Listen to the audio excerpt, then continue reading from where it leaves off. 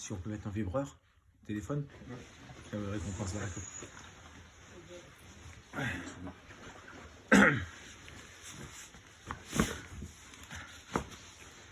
بسم الله الرحمن الرحيم الحمد لله نحمده ونصلي على رسول الكريم صلى الله عليه وسلم. Mes frères et mes sœurs, le mariage en islam il est capital, vital et primordial. Vous savez, depuis le début de l'humanité, les hommes et les femmes se mettent en couple via le mariage, aujourd'hui via le Pax, peu importe.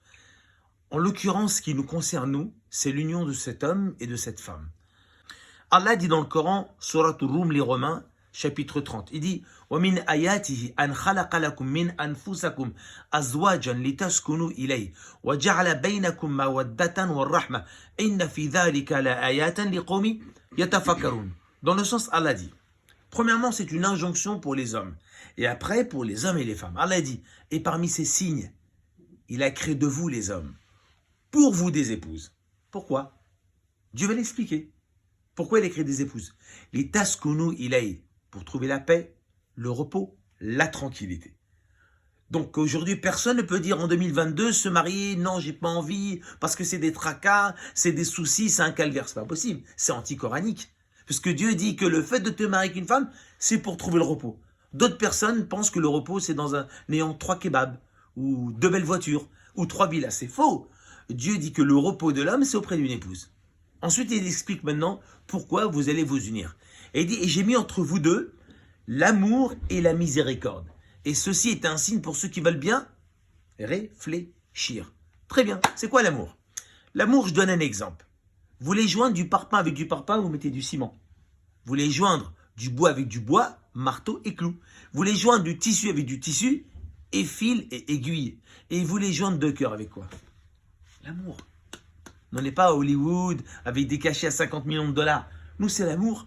Peut-être qu'à l'époque de nos ancêtres, pour ne pas dire nos parents, c'était pas un vocabulaire qui était dans nos maisons. C'est vrai qu'on n'entendait pas au quotidien « je t'aime ». Alors qu'en vérité, il y a bien longtemps de cela, à l'époque du prophète Mohammed sallallahu alayhi wa sallam, le « je t'aime », il était à tout va. À tout va. On va commencer par un exemple. Premièrement, quand on se marie, il faut absolument communiquer, dialoguer, connaître ses canaux de communication. Et c'est important de ne pas rester monologue, s'écouter. Et plus on s'écoute, plus on découvre la personnalité féminine, masculine, sa moitié, la jante féminine, la jante masculine. Et quand on se connaît, eh ben on connaît nos caractères, nos a priori, on commence à connaître la culture de la personne. On dit toujours qu'on n'a pas élevé les moutons ensemble, très bien. Et puis on sait très bien que les goûts et les couleurs ne se discutent pas. Donc c'est important de se découvrir en discutant. Et dans la maison, on parle de tout et de rien. Dans la mosquée, on parle de religion. Mais à la maison, c'est pas que de la religion du matin au soir. On parle de la vie, du travail, du bon coin, de action, des projets financiers, des projets immobiliers, des projets de vacances. Mais on met tout sur la table et on se consulte. Pourquoi? Parce que j'ai plus confiance à ma femme qu'en mes potes. Ben oui. Donc si je raconte tout avec mes potes, avec ma femme, avec mon mari, effectivement, on a beaucoup de choses intimes dans notre vie et on doit avancer ensemble. Donc il faut communiquer, il faut dialoguer. Une fois qu'on ouvre cette porte-là, la deuxième porte dans un couple, qu'est-ce qu'il faut? Il faut absolument faire des concessions. Qu'est-ce que c'est que des concessions? Ça veut dire que on n'a pas grandi ensemble. On n'a pas vécu ensemble, cet homme et cette femme. Donc ils ont besoin de savoir qu'est-ce qu'ils valent et qu'est-ce qu'ils aiment. Vous savez, des fois, on dit toujours il y a des blagues d'hommes et des blagues de femmes. Puis il y a des fois des blagues d'hommes qui font pas rire les femmes. Vous avez vu? Pourquoi? Parce qu'elles ne sont pas comme nous. Je donne cet exemple. Il y a un écrivain qui s'appelle John Gray. Il a fait un livre à 20 millions d'exemplaires qui s'appelle « Les hommes viennent de Mars, les femmes de Vénus ». Et il dit un exemple que les hommes, ils arrivent dans leur vaisseau sur la planète Terre qui est vierge. Et les femmes, elles arrivent de leur vaisseau sur la planète vierge. D'accord? Et eux, c'est des martiens. Elles, c'est des vénusiennes. Ils ne se connaissent pas. Et un homme pose la question aux femmes en disant « Mais comment on peut vivre ensemble ?» C'est différent de nous, dans beaucoup de choses. Physiquement, psychologiquement, sentimentalement. Même la voix n'est pas la même. Vous savez ce qu'a dit la femme? Je pense qu'on peut vivre ensemble. L'homme étonné. La femme dit en faisant des concessions. Ça veut dire que si vous nous acceptez en tant que vénusienne, on va vous accepter en tant que martien. Vous resterez des martiens. Mais nous, on a tendance à quoi? On a tendance à rendre les vénusiennes martiens. On veut les lobotomiser, comme à l'époque de nos ancêtres. Ça, il se prenait le chou en disant, mais tu comprends rien de ce que je te dis. Alors que la femme, elle essaie de lui faire comprendre que je suis une femme. Mais je ne serai jamais un homme. Mais tu ne comprends pas comment moi j'ai une psychologie féminine et toi tu as une psychologie masculine. Alors qu'en vérité, qu'est-ce qu'elle lui dit? En faisant des concessions. Si vous nous acceptez, en contrepartie, on vous accepte. Mais pourquoi vous voulez que on vous accepte alors que vous nous acceptez pas? En fin de compte, la richesse et la beauté d'un couple, c'est la divergence d'opinions, d'idées, de goûts. Imagine-toi si tu vis avec un homme pendant 50 ans dans une maison. C'est fade. Alors que quand tu vis avec une femme, tu vas apprendre beaucoup d'elle, elle va apprendre de toi. En fin de compte, c'est ta moitié qui va t'éduquer. Je dis toujours que quelqu'un qui n'est pas marié, il est immature. Il pense être mature. Même s'il a des commerces, il a beaucoup de choses, il a fait d'autres études. Mais il est immature dans la vie de couple. C'est pour ça qu'en vérité, si tu veux connaître ta maturité, il faut te marier. Parce que là, tu vas te découvrir. Pourquoi? Parce qu'auprès de tes copains, t'es quoi? T'es musclé, t'es fort, t'es intelligent, t'as beaucoup de choses. Mais seule ta femme peut te dire qu'est-ce que tu vaux. Seule, elle peut te dire ce que tu vaux. Tu vois ce que je veux dire? Tes copains, tu ne peux pas. Parce que tu ne peux pas dire exactement ce qu'il y a là-dedans. Surtout avec une femme, tu peux raconter des choses intimes que tu ne pourras jamais raconter à des potes. Ta mère, elle n'est plus là. Tes soeurs sont plus là. Donc, tu as besoin des fois, quand tu as le cafard, tu as le blues, auprès de qui tu vas te confier? De ton pote? Tu vas pleurer devant ton pote? Pourquoi tu pleures? Avec t'es un bonhomme. Alors que devant ta femme, tu peux pleurer. On a besoin d'une femme, on a besoin de vivre avec une femme pour évoluer, grandir, hein, et avoir de la maturité. Très bien, troisièmement dans un couple, une fois qu'on communique, on dialogue, on fait des concessions, et puis on pose tout sur la table pour nos projets matériels, financiers, spirituels, peu importe, on va aller au pèlerinage. Ce qui compte dans un couple, c'est quoi? C'est de s'entretenir. Très bien, je donne toujours cet exemple dans le livre qui s'appelle Al-Mourni de Ibn Qudama al-Maqdisi, au tome 2, il explique un jour au temps de Ibn Abbas, éminent compagnon, cousin du prophète, il dit, j'étais à Médine, je donnais un cours de jurisprudence pour les hommes et les femmes, quand tout d'un coup le cours est terminé. Qu'est-ce qu'il fait Ibn Abbas? Je me coiffe, je me parfume, je me fais beau gosse.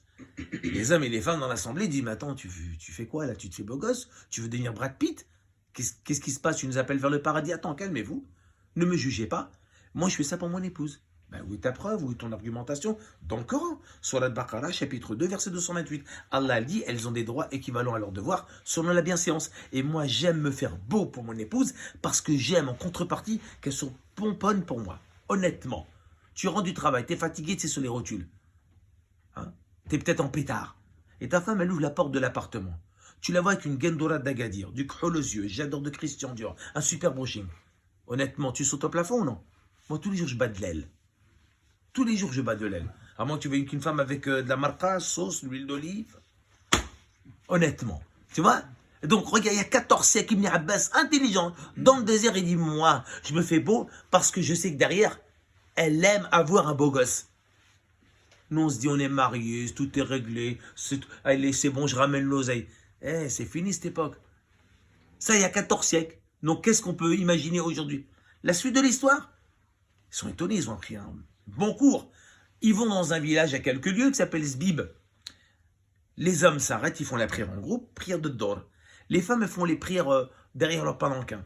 Quand tout d'un coup un compagnon passe et il voit une femme avec un regard furtif qui est en train de se prosterner pour la prière. En lui-même, il se dit, subhanallah, gloire à Dieu, elle fait la prière, soleil de plomb dans le désert. Comme ça, il lève le pouce, c'est normal. Il revient, il voit la même femme qui a fini sa prière, mais elle se maquille. Alors il l'interpelle, il lui dit, attends, elle est où la prière que tu as donnée à Dieu du genre, elle dit, arrête de me juger. Moi, Allah, je lui ai donné son droit. Maintenant, je fais ça pour mon mari. Ne sais-tu pas que dans la caravane, il y a des femmes, j'ai pas envie qu'on vole mon mari. Et quand on était petit, il y avait des voleurs de carambars de Malabar, c'est ça? Aujourd'hui, il y a des requins, des vautours, des renards et des rapaces. Mes frères, on bosse, on travaille. Il y a le boulot, il y a Catherine, il y a Isabelle, il y a Thierry, il y a Moustapha, il y a Jamel, il y a Karim, il y a les réseaux sociaux. Moi, là, mon frère, il n'y a aucune garantie. Tu achètes un électroménager, les garanties 2 ans. Quand tu te maries, c'est tous les soirs qu'il faut revoir la garantie. Tous les soirs, tu re-signes le contrat de garantie. Pourquoi? Parce que le jour où tu vas passer à la mairie, devant l'élu, il va te réciter les 5 articles du Code civil. Et après, il va dire quoi? Madame, tu viens signer? Elle signe. Toi, tu vas signer? Toi, le témoin numéro 1, tu vas signer. Le témoin numéro 2, tu vas signer. Qui va signer encore? Le diable. Parce que le jour où vous mariez, faites des you-you, c'est ça? Hein, c'est la fierté. Mais lui, il ne va pas faire des you sur là. Il va s'arracher les cheveux. Et lui et son armée, Sur ses chevaux, il va te déclarer la guerre tous les jours. Il va pas te lâcher jusqu'à ce que tu as les cheveux gris. Jusqu'à ce que tu as le dos courbé. Oui, vous dites, ah, c'est bon, on passe à la mairie, tout est... Quelle garantie? Il n'y a aucune garantie. Tu sors dehors, c'est la jungle, mon frère. La jungle. On n'est pas dans une île avec des noix de coco ou dans le désert avec des chèvres. Protège ta femme, protège ton mari. Il faut s'entretenir. Regardez bien. Omar ibn Khattab a son califat en 634. Un homme et une femme, la main dans la main, marchent dans les rues, chef des croyants. On te cherche depuis tout à l'heure. Il approche, que se passe-t-il? Tu vois mon mari qui est là? Je veux divorcer. Elle lui dit, pourquoi? Elle dit, à ton avis. Omar, il a compris. Le mec, il a les cheveux en pétard. Les ongles longs. Les vêtements déchirés. Ça donne quoi en 2022? Clodo. J'en veux pas. Ouais. Nous dit, ouais, la femme à cette époque, elle est, c'est bon. Tant qu'il ramène à manger, il me fait 20 gosses. On rêve. Il y a 14 siècles. J'en veux pas. Très bien. Il dit, attends, ne divorce pas, je m'occupe de ton mari. Et il l'emmène au bain public, tu vas te rogner les ongles, tu vas te coiffer, hein, tu vas mettre des vêtements de Damas, hein, et tu vas mettre du parfum de Syrie. Du Yémen, pardon. Très bien. Le mec, il revient, Brad Pitt, beau gosse. Il dit, maintenant, tu vas taper à la porte de ta maison, tu vas prendre la main de ta femme, et tu vas te balader au parc de Rissorangis. Très bien. Il arrive, il tape à la porte, sa femme elle ouvre la porte, il prend la main de sa femme et dit, étranger, qui tu es? T'as pas honte devant le calife? Je te connais pas, mais je suis ton mari. Oh, chef des croyants, je veux plus divorcer, c'est fini. Non, il est beau gosse. Ouais, il y a 14 siècles. Les frères, il n'y a aucune garantie dans le mariage. On doit discuter, on doit communiquer, on doit s'accepter dans nos différences, on doit faire des concessions. C'est pas moi qui insiste, c'est pas moi qui ai un monopole. C'est fini cette époque-là. Ou si, alhamdoulilah, on s'entretient, on passe du temps ensemble, très important. Je donne un exemple. Tu rentres du travail. Il faut faire des cadeaux à son épouse. De temps en temps, c'est quoi? Tu l'amènes au resto. De temps en temps, tu l'achètes des fringues. De temps en temps, tu lui fais plaisir. Il faut passer du temps, il faut s'entretenir. Par exemple, si vous avez de l'argent, partez à Istanbul. Ça coûte pas cher le billet. Vas-y, t'as pas d'argent, tu prends du thon et du maïs, tu vas pique-niquer, il fait beau. Mais pourquoi? Parce que ta femme, elle aime et elle est heureuse de passer du temps avec son bonhomme. Parce que toute la semaine, vous bossez. Vous êtes des machines. Et à la fin de la semaine, vous passez du temps ensemble. Vice versa. Elle est contente de passer du temps avec son bonhomme. Toi, tu es content de passer du temps avec ta femme. Parce que quand vous n'êtes pas marié, vous êtes des électrons libres. C'est vrai. Quand tu n'es pas marié, tu fais ce que tu veux. Tu vas où tu veux. Tu fais ce que tu veux. Tu te fringues comme tu veux. Tu dis ce que tu veux. Et tu regardes ce que tu veux sur les réseaux sociaux. Sur TikTok. Mais le jour où tu te maries, tu fais ce que tu veux. Tu dis ce que tu veux. Tu te fringues comme tu veux. Tu regardes ce que tu veux sur TikTok. Ouais. Tu peux faire ce que tu veux. Pourquoi? Parce que tu as ta moitié. Maintenant, tu es marié. Maintenant, tu es mûr. Tu as une femme. Tu es responsable. Ouais. C'est pour ça que quand tu n'es pas marié, tu es un électron libre. Mais le jour où tu es marié, tu as une femme. Et du fait que tu es marié, bah, tu fais plus ce que tu veux. Parce que tu tiens en considération ta moitié. Et là, tu commences à t'éduquer. Mais le jour où tu n'es pas marié, tu ne peux pas t'éduquer. Parce que tu fais ce que tu veux. Tu bats de l'aile. Et tu vas où tu veux. Mais personne pour te retenir. Alors que quand tu as une femme, elle t'apprend à poser les pieds sur la terre. À regarder dessus et de voir la vie comme elle est avec sa réalité. Hein, tu as des responsabilités demain, tu auras des enfants demain, tu dois tenir une maison, tu dois tenir une famille, tu dois assumer financièrement. C'est ça le mariage. C'est de la responsabilité. On croit que ça fait peur. Au contraire, ça nous engage à devenir plus mûrs. Mais quand tu n'es pas marié, tu es immature. Tu rigoles du matin au soir. C'est maman qui lave les fringues. C'est comme ça. La suite, elle est longue. C'est maman qui fait ton lit. C'est maman qui range tes pompes.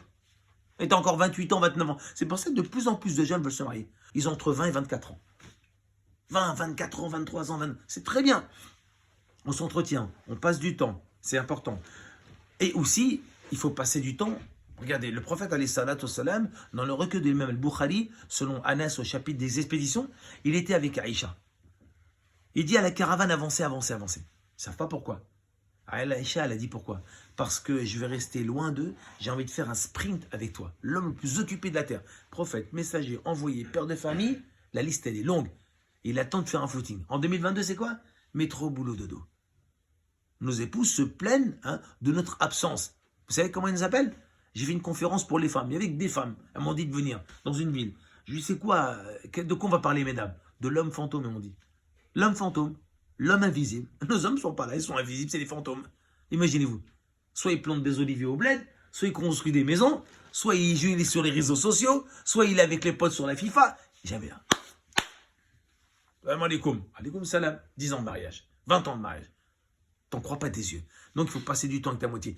Nos parents, quand ils ont quitté le bled, ils ont laissé leurs parents à des centaines de kilomètres, des milliers de kilomètres. Hein, ils leur téléphonent. Mais ils sont avec leurs maris, avec leurs épouses. Très bien, on passe du temps ensemble, on fait de la communication, on dialogue, on fait des concessions, on s'entretient. C'est pas tu rentres du travail comme à la bonne époque. C'est fini. Avant d'entrer du travail, quand on voyait les anciens, ils se jetaient sur la canapé, ils appelaient à Bentenas, amène-moi un thé. Et ils disent qu'est-ce que tu as fait à manger. C'est fini cette époque. Maintenant, tu rentres chez toi, tu dis à ton épouse je t'aime. Et même si tu n'as pas l'habitude de dire je t'aime, il va falloir que tu prennes des bonnes habitudes. Des bonnes habitudes, dire je t'aime. Pourquoi? Parce que le mot je t'aime auprès d'une femme, c'est pas comme toi. Des fois, quand une femme te dit je t'aime, qu'est-ce que t'as dit? Ouais. Ça rentre là, ça sort là. Parce que t'es pas sensible à ce mot-là. Pourquoi? Parce que dans le quartier, t'entends pas je t'aime. En bas de la cité, t'entends pas je t'aime. Tu comprends? Alors que elle, la femme, quand elle entend je t'aime, son cœur il bouillonne. Alors imagine-toi si tu dis je t'aime. C'est pas pareil. Quand elle te dit je t'aime, des fois t'es pas sensible. Mais quand tu lui dis je t'aime et tu m'as manqué aujourd'hui, j'étais au travail dans les bouchons, c'est dingue, j'ai pensé beaucoup à toi. Imagine-toi comment elle est. Comment elle est dans sa tête et dans son cœur. Elle est amoureuse, folle de toi. Elle dit ça, c'est un bonhomme. Il m'aime, il pense à moi. Pourtant, il était dans le travail, dans les bouchons, il est occupé. Et c'est une vérité. La routine, c'est la mort d'un couple. Quand il n'y a plus de je t'aime, c'est les engueulades qui vont remplacer les je t'aime. Et c'est les cris qui vont remplacer les je t'aime. Donc si on veut fermer la porte cri et on se galade, c'est quoi? C'est les mots doux, c'est du je t'aime, c'est tu m'as manqué et tout ça. Donc ça, c'est très important. Je donne un exemple que je donne souvent parce que des fois dans un couple, il y a des hauts et des bas. Et pour savoir qu'en vérité, on croit que toujours c'est l'autre qui a tort ou raison. Un jour, c'était un papa. Non, c'était un homme, il est parti voir son père qui était imam de mosquée. Il lui a dit, voilà papa, j'en peux plus de ma femme et je veux divorcer parce que ça va pas.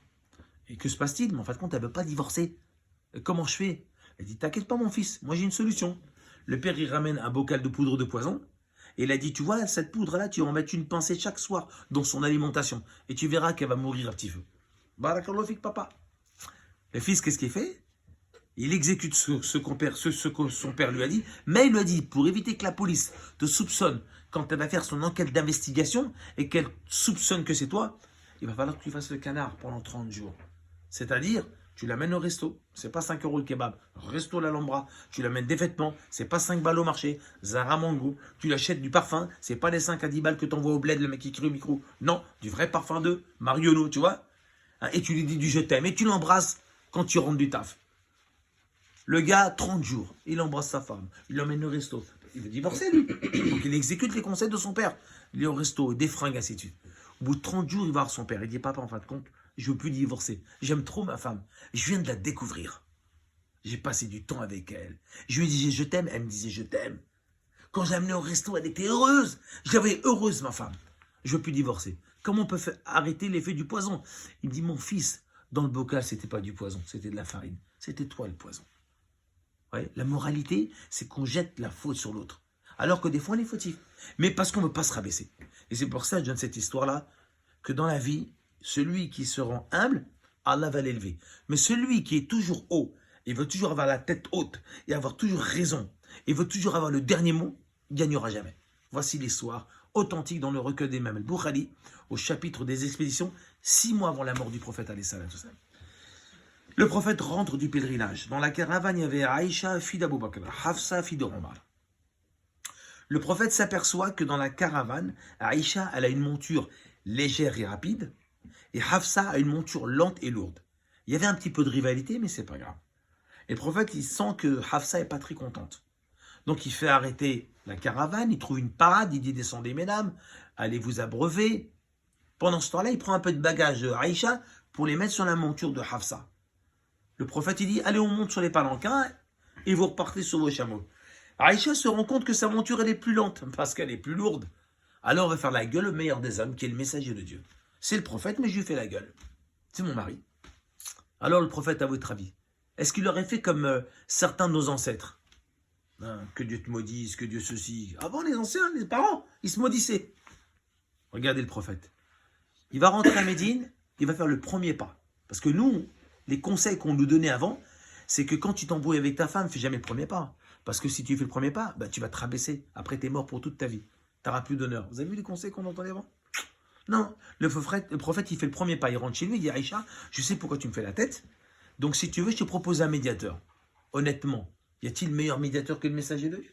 Non. Mais ça s'appelle de l'humilité, ça. Parce qu'il veut récupérer sa femme. Il veut sauver son couple. Alors il est prêt à se mettre en quatre. Le prophète, il est prêt à se mettre en quatre. Donc il fait le premier pas. 2, il dit, je te propose un médiateur. Elle a dit, je suis d'accord. Le prophète dit, je te propose le compagnon Abu Ubayd bin Jarrah. Elle dit, je veux pas. Le prophète dit, pourquoi? Elle dit, parce qu'il t'aime trop, j'ai peur qu'il prenne ton parti. Tu connais ses potes. Bon, alors je te propose, si tu veux, Omar ibn Khattab. Je ne veux pas. Il dit, pourquoi? Parce que le diable a peur de lui, j'ai peur de lui. Bon, très bien. Et continue, hein. Quitte à ramener 1000 personnes, je veux sauver mon couple. Et quand on s'embrouille, il ne faut pas rester sur sa position et croire qu'il y a un ange qui va rentrer à la maison, qui va vous réunir. Ça va, et... Non, mais il faut rêver, les gars. Dans un couple, il faut avancer. Il faut faire des pas. Alors, il dit, je te propose ton père Abou Bakr. Elle dit, je suis d'accord. Le jour J arrive, Abou Bakr rentre dans la maison. Aïcha est présente ainsi que le messager de Dieu. Et de décorum, le prophète dit, ben, à toi la parole, je t'en prie. C'est ça la politesse, hein. Alors que quand on s'embrouille, nous, attends, laisse-moi parler, laisse-moi parler, laisse-moi parler. Alors, elle prend la parole, vous savez ce qu'elle dit? Première phrase, elle dit, Mohamed, dans cette affaire, je veux que tu dises la vérité. Abou Bakr ne va pas supporter cette phrase-là. Pourquoi? Parce que le prophète, avant d'être messager de Dieu, à Médine, les Quraysh, les non-musulmans, il l'appelait Mohamed Amin, l'homme de confiance. Ben, les non-musulmans lui donnaient des dépôts et il les gardait. Il était connu pour quelqu'un de confiance. Il ne pouvait pas mentir. Le jour où il est devenu prophète, on l'appelait digne de confiance. Sadaq al-Amin. Ça veut dire que le prophète et tous les prophètes n'ont jamais menti. Et qu'est-ce qu'elle a dit? Dis la vérité. Son père ne va pas supporter. Mon meilleur pote, Abou Bakr. Ben, vous savez ce qu'il va faire? Il va lever la manche, sa manche, pour lui mettre une tarte. Vous pensez que le prophète va se dire, ben, prends là cette tarte, j'en ai marre, j'en peux plus. Loin de là. Qu'elle ait tort ou qu'elle n'ait pas tort, personne ne touchera ma femme. Vous voyez? Personne ne peut toucher à une femme. Alors regardez ce qui va se passer. Il va mettre une tarte à sa fille et le prophète va se mettre devant parce qu'il va prendre le coup à la place. Et quand il va prendre le coup, le prophète va dire, écoute Abou Bakr, si tu veux, la porte d'entrée, elle est ouverte. C'est quand même son pote, hein. Il ne va pas le virer, mais il va lui dire, la porte est ouverte. Et Abou Bakr, il va comprendre, il va sortir. Aïcha va prendre la parole. Elle va dire, dans cette affaire, tu as fait le premier pas. Dans cette affaire, tu as trouvé le médiateur que je voulais. Dans cette affaire, tu m'as donné la parole en premier. Dans cette affaire, je t'ai dit, dis la vérité, tu n'as pas branché. Le pire, c'est que tu as pris un coup et tu as fait sortir mon père. Elle le prend dans les bras, dit, t'es le meilleur des hommes de cette terre. Ils ont passé la meilleure nuit de leur vie. Voilà. Voilà comment le prophète, il ménage son couple. Inch'Allah, vous êtes prêts? Vous êtes prêts à vous marier? Vous êtes prêts à vous marier quand même, hein? C'est le repos, hein, le mariage, d'accord?